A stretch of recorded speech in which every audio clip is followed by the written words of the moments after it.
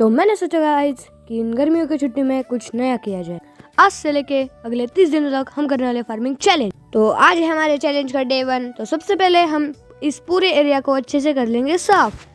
तो चलो गाइस करते हैं इस पूरे एरिया को साफ। तो हमने इस एरिया को कर लिया है अच्छे से साफ। अभी हम इस एरिया पे डालने वाले हैं पानी, क्योंकि मिट्टी सॉफ्ट हो जाएगी और हमें खेत बनाने में आसानी होगी। तो आज के लिए इतना बस, मिलता है डे 2 पे, तब तक के लिए बाय।